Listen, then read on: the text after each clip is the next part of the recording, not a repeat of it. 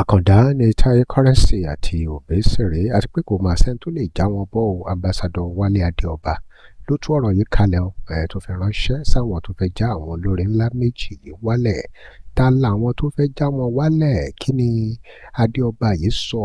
Ọ̀rọ̀ wo ló fi ilẹ̀ fáwọn tó wà ní industry Fuji music?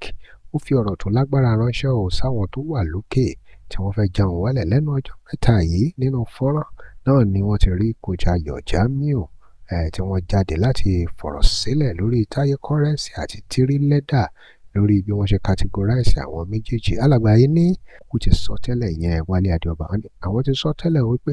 Táyé Currency máa take over ọ̀pọ̀lọpọ̀ àwọn olóró níṣẹ́ tí máa rí bó ti ń ṣẹlẹ̀ báyìí. Ẹ gbọ́ ẹ̀yin èèyàn wa, báwo ló ṣe jẹ́? Ṣé bó ṣe rí gan-an náà nìyẹn? Ṣé Táyé Currency ti take over? Ambassador yìí fọ̀rọ̀ lẹ̀ fáwọn tó wà ní industry. Ó fi kògbákùngbé ọ̀rọ̀ sílẹ̀, kódà ó filẹ̀ fún Kòjayọ̀ Jamiu. Ibo lọ̀rọ̀ yìí máa já sí? Ẹ wò kan bẹnu fọ́nrán yìí. Ẹ gbọ́ ẹ̀kúnrẹ́rẹ́ ọ̀rọ̀ lẹ́nu Ambassador Wálé Adéọba. Tẹ̀m̀bí kan pé kẹ́ni káwọn kan ṣubú kẹ́lẹ́ gbá wọn kan dìde kò yẹ yín. Ṣé káwọn tẹ fẹ́ bí wo yẹn tó o bá ti nínú burúkú tó o dẹ̀ ṣe kà sẹ́nibọ́dì tó o dẹ̀ ní kí ẹni tí ó fẹ́ jẹ tó o fẹ́ mú lọ́wọ́ dání ẹni tó ń jẹ gan tó o ní kó má yò tó o dẹ̀ rí ti yín rò Ọlọ́run bá ń gbẹ lọ kọ́ sílẹ̀. Àwọn agbọ́kọ̀ sọ̀rọ̀ lásán ni Ọlọ́run bá ń gbẹ ẹ lọ kọ́ sílẹ̀ ẹ máa bá wọn wájú báyìí iwájú báyìí lè máa bá wọn iwájú báyìí lè máa bá wọn everybody bó jẹ́ mi náà lè ṣe rú ẹ̀sìn iwájú báyìí lè máa bá wa. Ó lọ̀rọ̀ tó ń ṣẹlẹ̀ ó lọ̀rọ̀ tó ń ṣẹlẹ̀ because gbogbo nǹkan tó ṣẹlẹ̀ yìí so far so good tó ṣẹlẹ̀ ṣe wọn báwọn ẹlòmíà ti gbógun lọ by now àwọn ẹlòmíà ti dẹni ìgbàgbé ẹni àná yet ṣe tẹ̀lé yìí tẹ́ sọ̀rọ̀ yẹn ti yín kéré ti yín wẹ́ àwọn ọ̀gá lókè yẹn gan ni ó burú jù ti yín ẹ̀yin ìrànlẹ̀ yín kílẹ̀ mọ́ ń pẹ́ńdọ́sẹ̀ kan ń ṣàánú sí nǹkan tẹ́ kan sọ̀rọ̀ kọ̀ǹpútà àti correct ẹ̀yin ò jẹ́ kankan gbogbo èyí tẹ́ sọ̀rọ̀ pátápátá on behalf of anybody any artist kò ń ṣàwà ó yẹ pé nǹkan tẹ́ bàjẹ́ là ń túnṣe o kò ń ṣàwà mọ́ sọ mọ́ gbogbo yín yẹn tẹ́ ń wá tẹ́fẹ́ tó ń lò láti fẹ́ bí ìyànwó yẹn ẹ mọ̀ pé ní wait tẹ́ bá ní wait tẹ́ ti máa bí ìyànwó kò yẹ yín sọ ọ̀rọ̀ tí yín ẹ̀gbẹ́ kan lọ bọ́ lókè yẹn there are so many problems there are so many things that is going on there tí yín yìí ó mọ̀ because ọ̀rọ̀ tẹ́ ń rí nǹkan tẹ́ ń rí lórí afẹ́fẹ́ lẹ́yìn sọ̀rọ̀ ń pa ẹ̀ nǹkan tó ń tù síta lẹ́yìn sọ̀rọ̀ ń pa ẹ̀ nínú ìyàwó wà ń bẹ̀ èmi mo kọ́kọ́ sọ fún yín ìgbà tí WhatsApp tó dá sílẹ̀ èmi mo sọ many things because iṣẹ́ mi ni. Are you getting me? I have a lot of artists that I'm promoting. I have a lot of artists that, to my own credit, that I've promoted that they are stars today. Mo ti mention ló kàn fún yín tẹ́lẹ̀ mọ́dọ́lá tẹ́lẹ̀ lílọ́ confirm lẹ́nu wọn. Nǹkan tó ń gbé wa jáde lélẹ̀ mi ò rojọ́ kiri mi ò ṣe blogger. Nǹkan tó ń gbé wa jáde tó gbé wa mo ṣe sọ ilé tó ń sọ̀rọ̀ pé ó ní ìdílé ó ní ìdí sport ó ní ìdí Jamiu kìíní kan. Mo ṣe sọ fún pé wá these people at this very point in time àwọn ló ń promote wa. O kò need anybody for anything mọ́. Ó ti achieve. Ẹ wo ọmọ tí Wàsíù K1 kọ́ rọra gbé mic lé lórí K Junior is my boy K Junior ní Kòròdú we've been talking before now. Ẹni lọ bí ẹ̀yin tẹ́ bá mo ti introduce ẹ mo ti ní ṣe nǹkan báyìí fún kọ́ lólótùú Ìbàdàn ẹ lọ bí lèrè kẹ́ bí pé Wálé Adéọba K Junior is my boy. Ìjọ tí mo rí tó bá Wàsíù kọrin ẹ lọ wo bó ṣe lọ níjẹta àbíjọ ẹ lọ wo bó ṣe lọ tó go round ṣé mi ẹ máa ṣáwó máa promote ọmọ yẹn kiri now Alhaji K1 the ultimate wọ́n kàn sọ̀rọ̀ ń pọ̀ ọmọ yẹn ẹ̀ bó ṣe gbóra ẹni káwá jáde àní onídìílé please for what mọ nǹkankan lọ́pọ̀lọ́ iṣẹ́ yìí a máa sọ fún yín dọ́là onídìílé onídìí ayọ̀jáde onídìí side Mr Sport onísport wọ́n gbogbo yẹn ti lọ so gbogbo ipò tí àwọn ilé wà ń sìn mo ṣí fìlà fún wọn ni o Ọlọ́run bá ń gbọ́ mo ṣí fìlà fún wọn ni apart from pé Ọlọ́run wà lẹ́yìn wọn apart from pé orí ìyá wọn àti bàbá wọn wà ní ẹ̀yìn wọn ipò tó wà lẹ́nìí tọ́lọ́ ń gbé wọn sí lẹ́nìí kò sẹ́ni tó lè bí wọn wọ́ ẹ lọ kọ ọ̀rọ̀ mi sílẹ̀ kò sí mo dẹ̀ tún sọ kankan fún gbogbo yín mo ní tẹ bá in as much as ṣe ń drag Alhaji tàbí kọ́lé tẹ́ ń drag ẹ̀ promotion tẹ́ ń fún ó máa overtake àwọn ọ̀gá yín máa sọ solution to this problem o problem tó ń ṣẹlẹ̀ yìí máa sọ solution sí and if you want to be sincere to yourself wà á mọ̀ kó tọrọ ni mo sọ o mo ṣe correct boy tó jáde pé Alhaji táyé yẹ kó ṣe lé kò tiẹ̀ kàn Alhaji kò tiẹ̀ rí tẹ́lẹ̀bọ̀dì o mo ṣe sọ́ngbà mo ní Currency a overtake gbogbo yín ẹjọ́ ṣé kò máa ṣẹlẹ̀ báyìí ta ló ń gba play jù báyìí ta ló ń lọ play jù lẹ́yìn K1 ta ló busy jù sí di Monday ẹyọ kan tẹ́yìn kan ní bá jàjà lọ sí gbogbo yín lẹ́ máa rọ́ lọ síbẹ̀ ta ló ń busy jù mi ò fi yọ yín o mo ṣe sọ pé I want to tell you about reality of life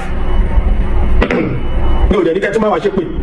ẹ̀yin lẹ́lẹ́nu yín ẹ̀yin lẹ́lọ́wọ́ yín tẹ́bí ṣe pé kò bá nǹkan kan dé lára wa torí èèyàn gidi ni wa èèyàn náà tẹ́ bá ń lè kúta mọ́ tẹ́ ṣe kò sí nǹkan kan tó máa ṣe dọ̀tún la ẹ̀yin lẹ́ máa ṣe ra yín ṣé ẹ̀ máa ṣe ra yín báyìí gbogbo owó tẹ́ ń kówó sí lọ ibu abroad lọ gbogbo ẹ̀ ṣé ẹ̀ kò máa dàbí shortage báyìí because ẹ̀ ń shortage ọ̀sẹ̀ tí ò tí ì débi kan ìgbéga iṣẹ́ ayan kò dẹ̀ ní jábọ̀ anybody whosoever kò ní jábọ̀ bọ̀ má dìtẹ̀ má fọ̀tẹ̀ dìde nǹkan táwa ń sọ nìyẹn má fi ọ̀tẹ̀ dìde má rẹ̀ nìkan bọ́ má lẹ́ nìkan sínú bàbá bẹ́ẹ̀ ni oyinbo wa bẹ̀bẹ̀ kò sí nǹkan tó fẹ́ ṣe wà bẹ̀bẹ̀ bó bẹ̀bẹ̀ ìwọ ló máa jánu jẹ torí àwọn bàbá ẹ̀ nìyẹn àwọn bàbá ẹ̀ nìyẹn àwọn tó dọ́gà ọ̀gá ẹ̀gọ́ ṣọ́ achieve tó ni wọ́n achieve tó náà ká má ti sọ̀wọ́ ọdún àgbẹ̀ everybody ga ọ èmi sọ reality ni bó dẹ̀ ṣe rí mo ṣe ń sọ yẹn so àwọn méjèèjì tẹ̀ ń wò yìí ẹ máa dùn fún wọn ẹ máa ṣe kí ni ẹ máa jáde kẹ máa ṣe kí ni ẹ máa respect wọn lọ́wọ́lọ́wọ́ tá a wà àwọn yìí Currency àti Obesere tòun jábọ́ tì ẹ̀dẹ̀ ńlé wọn ẹ̀ bá wọn ẹ̀ fẹ́ sinmi ẹ̀ fẹ́ gbà fáwọn bàbá yín ẹ wá fi láyé ṣẹ̀sìn kiri ẹ já kó lórí ọwọ́ ẹ̀ ṣẹ́ mo solution mo kàn ní kí n wá kí n review ni o kí n kàn review kí n kàn mẹ́nu bá tẹ bá tún jáde wá ẹ mọ̀ wá ṣé mo kàn ló ṣe é pé solution sí gbogbo kìíní ni pé kò ń ṣe gbogbo Táyọ̀ Jamiu ń bá kiri yẹn bàbá yẹn àwọn tí pìtìpìtì bá ti bà ẹ máa mọ̀ mo rò pé ní ẹ̀kan jáde nígbà yẹn ní ẹni tó bá ta Táyọ̀ Jamiu ẹni tó bá ta Táyọ̀ Jamiu close that door now close it first ẹni tó bá ta Táyọ̀ Jamiu ó ta sóhun òun ṣetán láti gbèjẹ táǹgọ̀ tí nǹkan ẹ̀ṣẹ̀ tẹ́mi tí rúmi bá jáde Táyọ̀ Jamiu yẹn gbogbo àdàrú torí àwọn kankan wà táwọn èèyàn sọ fún mi àwọn kankan wà tàdé tó jọ sọ tí màá tú síta but mi ò nídìí ẹ̀ kọ́ mi ò ṣe èèyàn burúkú mi ò nídìí ẹ̀ dẹ̀ mọ́ wò bí àgbàlagbà tí wọn ò dánú àgbà tí ò dánú ni tí ò ní ronú mi ò wà sọ́rí láti sọ bẹ́ẹ̀ you understand so now artist yẹn tó ló máa jáde bí blogger tó ló máa jáde ó máa gbọ́ anybody ó ṣe gbọ́ àwọn adúpẹ́ pàwọn àkọsẹ̀ lájáde àwọn ará àtàwọn ìpolówó tó wá jáde ló nà ọmọ ẹlẹ́gbà nǹkan tẹ́ fi máa mọ̀ kó ṣìlẹ̀ ṣe nìyẹn ẹ já kó lórí àwọn ẹ̀jẹ̀ so now àwọn tẹ́ ń wò and the whole saga tó ń ṣẹlẹ̀ nínú Fuji music industry ṣẹ́ńdẹ̀ tì mí ẹni tó bá ní òye tó fòye bá ọ̀rọ̀ mi lọ́nsìn bí mo ṣe sọ̀rọ̀ ni pé ẹni tó yẹ kó sẹ́tù ẹ̀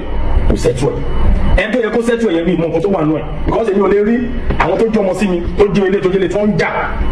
tí mo dẹ̀ mọ̀ pé mo lè pẹ̀tù sí tó jọmọ nílùú sílùú pé mo lè pẹ̀tù sọ̀rọ̀ yìí pé ó yá sórí ẹ̀ bàjẹ́ ni ó mẹ́ tó bá sọ̀rọ̀ yẹn ni tí ò bá sí nǹkan mi bẹ̀ bàbá yẹn látòkè wá ló yẹ kó sọ̀rọ̀ pé ó tó wọ́n máa yẹn náà fẹ́ jẹ́ kí wọ́n bi Currency wo ni àbí wáyé pé fẹ́ jẹ́ kó bí Currency wò ẹ̀ lè máa wò kó máa tasí lọ́tún tasí lọ́sì àwọn tẹ̀lé control that means ẹ lọ ṣe nǹkan tó bá wù yín fún but ẹ tó lè mú solution wà ní látòkè yẹn ló ti lè mú but tó bá dáwọ̀ mú wá síbẹ̀síbẹ̀ náà ẹ̀ rí máa yé mú ẹ̀ rí Currency mú so I won't say more than this oníkùlùmọ́kà kó ló máa já oníkálukú ní inú jẹ wèmí wà fún Currency 100 more than 100 tẹ bá gbé wá tó máa jáde ní àdèmà ṣọ yín sáwọn ẹgbẹ́ mọ̀sán àwọn máa gbà sí fún yín ni but ẹ bá ronú pé wàdà àti gbogbo yín ẹ máa rí pé inú yín á dùn ayọ̀ yín á kún ẹ máa sanra ẹ ní gbẹ aṣọ ìdọ̀tí tẹ̀ ń wọ̀ kiri á daṣọ aṣọ àlà tẹ́kù gbọdọ̀ dà sí inú yín á dùn ayọ̀ yín á dẹ̀kun tẹ bá ronú pé àbọ̀ tẹ bá ronú pé wàdà ẹ̀tẹ́ yẹn kékeré lẹ̀ yìí ẹ̀yìn máa tẹ́ kọjá àyè èmi Wálé Adéọba mo sọ bẹ́ẹ̀ bó ṣe jẹ́ nìyẹn ẹ bá rí ẹ máa tẹ́ kọjá àyè mi lórí ọ̀rọ̀ àwọn ilé ẹ máa tẹ́ especially Currency ẹ máa tẹ́ kọjá àyè ẹ wo bí tí bàbá gbàyọ̀ sí ẹ mọ̀ nǹkan kan ẹ ṣẹ̀ṣẹ̀ bẹ̀rẹ̀. tó òun lẹ́ti gbọ́ èèyàn wa kí lè ròyìn lórí ọ̀rọ̀ yìí ẹ ti gbọ́ gbogbo ohun tí Wálé Adéọba yìí sọ fún àǹfààní ẹ̀yìn tẹ̀ tí mo fọ́nrán kò Jamiu Ayọ̀ lórí ohun tó sọ nípa Tírílẹ́dà àti Táyé Currency nígbà tí ẹ bá kó méjèèjì pọ̀ báwo ló ṣe rí lọ́dọ̀ yín kí ni rí sí báwo lè ṣe ó yẹ kó jẹ́ gangan ibo ni pọ́blẹ́mù wà nínú gbogbo èyí tí arákùnrin yìí kà lẹ̀ ẹ dá sí ẹ drop comment and remember to like and follow us. Thanks for watching. Alọ́ gbogbo ọjà fún ìpínlẹ̀ ọjà fún WhatsApp number page yìí. tẹ́ ẹ bá lè rí àmì ṣe gbogbo ogun tó lóhùn ní gbọ́ tó lóhùn ní gbà lórí ayé yín iná agbára Ọlọ́run máa jó dànù kí lè nǹkan tẹ̀ ń là kọjá tó dàbí pé ẹ ti wá ọ̀nà àbáyọ ṣùgbọ́n tí ẹ ti rí ọ̀nà àbáyọ ẹ ti pàdé wòlíì yín ló fà ṣùgbọ́n arán mi sí ọ lónìí dádì arán mi sí ọ lónìí mọ́mì Olúwa ló fẹ́ ṣe nǹkan ńlá nínú ayé yín Olúwa sọ wípé gbogbo tẹ̀ ń là kọjá yín òun fẹ́ fi òpin sí kí nìkan tẹ̀ ń là kọjá lórí ìgbéyàwó ni lórí ọmọ ni lórí iṣẹ́ ni níbi gbogbo ni bóyá ogun kan ló dàbí pé ogun yẹn le ẹ ti gbìyànjú kò tí ì sí ọ̀nà àbáyọ ẹ jẹ́ àjọ gbàdúrà ẹ jẹ́ àjọ wá ojú Olúwa kí làṣírí ogun yẹn gangan ẹ jẹ́ àjọ wádìí lọ́wọ́ Ọlọ́run ká dẹ̀ mọ ọ̀nà àbáyọ ẹ̀rọ ìbánisọ̀rọ̀ tẹ́ fi pè mí fún àdúrà àti ọ̀nà àbáyọ òun náà ni +234 70 25 47 5427 +234 70 25 475427 bẹ́ẹ̀ ṣe ń pè mí fún àdúrà lórúkọ Jésù ẹ máa rí ìyanu